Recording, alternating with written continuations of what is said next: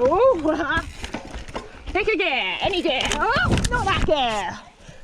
Yes, there has been an incident. The answer to the question, have I unlocked my rear suspension? Is no.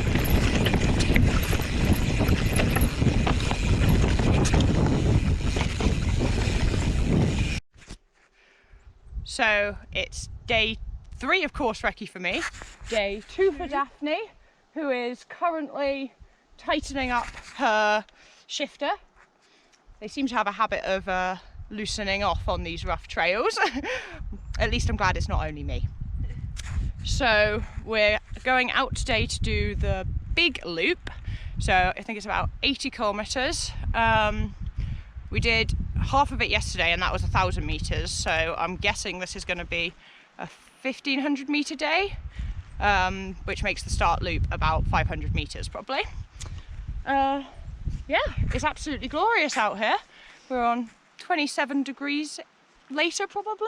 I think we're probably around 20 now, are we? Yeah, it's already pretty warm. Yeah, which is pretty mad because yesterday morning I think it was about 3 degrees and next week it's meant to snow and be -5, so fun and games. Climate. Yeah, new climate every single day. Cool, let's go ride.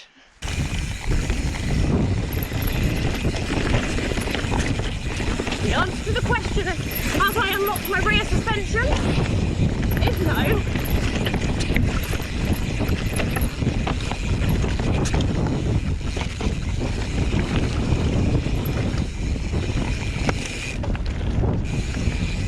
And unlock. We're about a third of the way down. There's some rock drops, which are great fun to drop off. And then straight after them, there's the whole rocks. You've got to weave your wheels through, and it gets quite exciting. Right, this is it. I don't know what's in the middle there yesterday.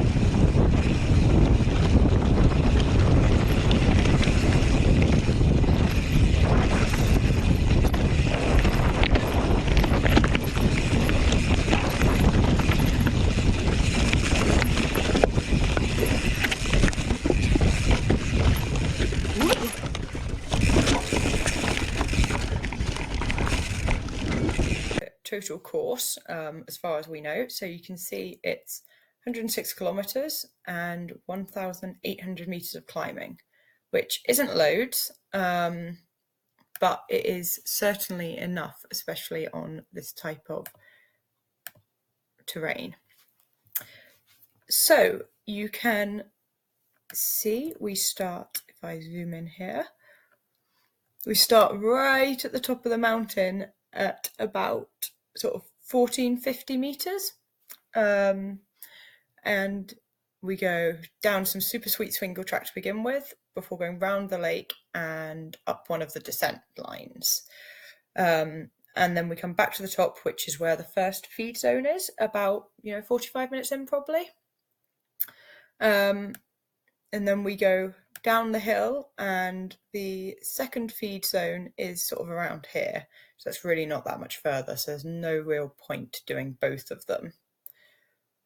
But the next feed isn't until you get all the way out, if I actually zoom out to this bit over here on the course, which you can see is at it. So this will be feeds 2 and 3, so you can do a loop and maybe double feed, but potentially not much point. You might as well just do it once because it's at 40 or 50k. And at which point you keep going up around through all the single track and along the river to the feed up here at 60 kilometers, where you are at the lowest point of the course, and from there it's pretty much fire road all the way home, which sounds really boring, but by that point honestly you're just relieved that you can go fast down something again. And then the final feed zone is back here, just before the last climb back up to the finish. So, yeah. Right, Enchanted Forest, down to the Downwards. river road. Oh, let's unlock my suspension, shall we? Might help. Standard. You remember how I was saying yesterday that you never want to lock out your suspension on this course? I'm really heeding my own advice.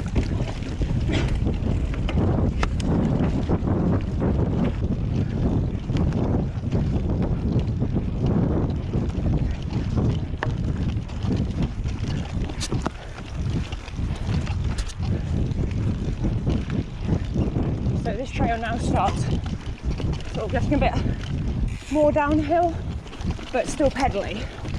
And there's quite a few rock drops and things that like you can nicely drop and go over.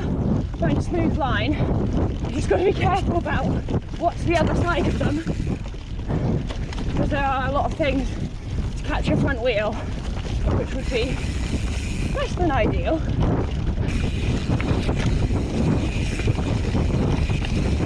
Loads of things to pop yourself off of, get a boost of extra speed.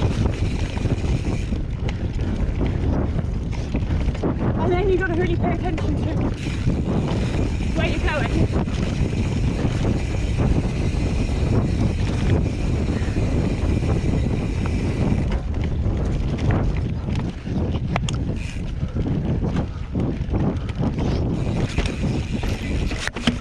Oh, damn it. Tried to be too cool.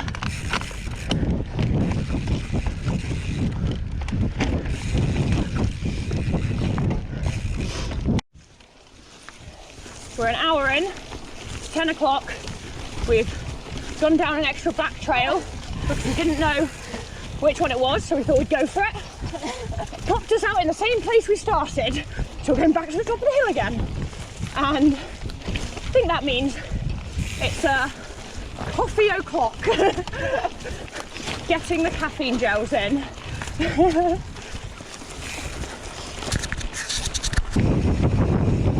Oh right, yeah, this.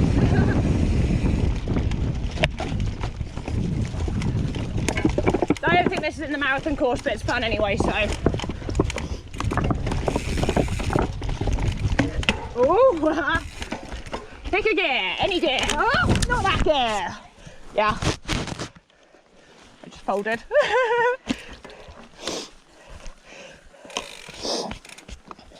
Whoopsie.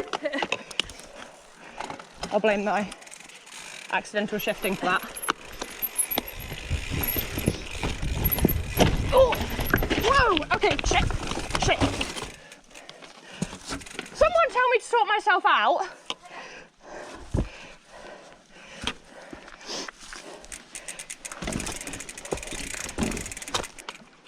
Right. No more being a tit.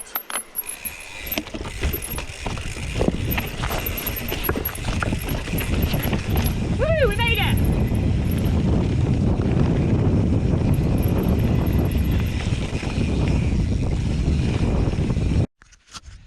Well, I think we're still 15 kilometres from home, and there has been a valve incident, we're going to call it. Yes, there has been an incident. And the incident has caused a tubolito in the rear and a tubo light round my neck. So we've got 15k like this. Yeah! So I'm going to go ahead and say we were not 15k from home, we were 15k from the turnaround point. So we were a very long way from home still. And I think I rode like that for 5 hours, which I don't recommend. It definitely gave me a crick in my neck. But it turns out, yeah, it is possible to race with one of those around your neck. So if you do have to tube it in a race, don't panic, just, yeah, double lap it around your neck. Problem solved. I never thought I'd say this, but woohoo, fire road! Oh, have we turned the right direction? Oh no! Right, well, I think we're now fire road home, so hopefully we can get a good average going up. Just smack it home. Yeah, exactly. Right, let's go. I've got to be happy about fire road. I suspension in traction mode. Time to go.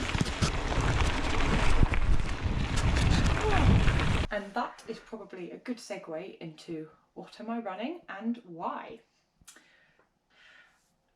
I have, yeah, as I said, already reduced the pressure in my forks, which has made a massive difference. And yeah, as much as some people might say 100mm forks are you only need for XC, 120 is definitely, courses like this that are fatiguing, it's definitely the way forward. So then tyres, I am actually going to run a racing Ralph at the front, and I have got one of the new Rick XCs on the rear. So these tread patterns are fairly fast, especially at the rear, and you can definitely feel how fast that rear one is compared to having a racing Ralph at the front. But it's not meant to rain, but even if it does, I think I'm going to stick with this, because actually you're not going to have that much more grip, I think, on if you put a Ralph at the back and a Ray at the front, because everyone's got the same mount grip on routes. So my bike is an Intense Sniper T, so that means it's the Trail 120 version, which doesn't just mean that they've added some bigger forks to it. Yeah, they actually have a whole different rear triangle for this bike, so it is technically a different bike, which is yeah, it's very cool. It rides like it feels like they've thought about this, making this a descending bike. It's got a super slack head angle. It's 66.5 degrees for an XC bike. It's very slack, but thankfully it still climbs really well. You just have to pay a bit more attention about look up, focus on how to climb steep stuff properly. There is no lockouts other than manual, which this has a 3 position, so it's locked over here, traction and unlocked, which is fine for marathon racing. It's not a problem to do it manually, but also even if you have it in traction mode, which is where I normally leave it, it pedals really, really well. Yeah, you don't feel like you're losing energy into the sag. So moving backwards, I have got XX1 cranks, not the T-type version. None of this is T-type because personally I feel T-type's shifting is too slow. Yeah, so I choose to go with the old version of Axis. I waxed my chain, which this is feeling a bit baggy now. It's done probably 200 kilometers this week, so it's time to swap out my new chain.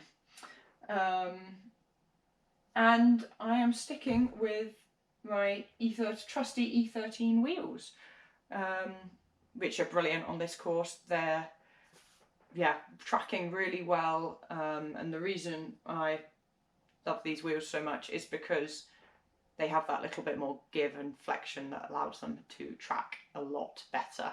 And hopefully you can see that in the video, the whole setup. It feels like a bike built to have a good time on, go really fast, but primarily go really fast downhill. And yeah, this is the course for that, and this is the bike for it.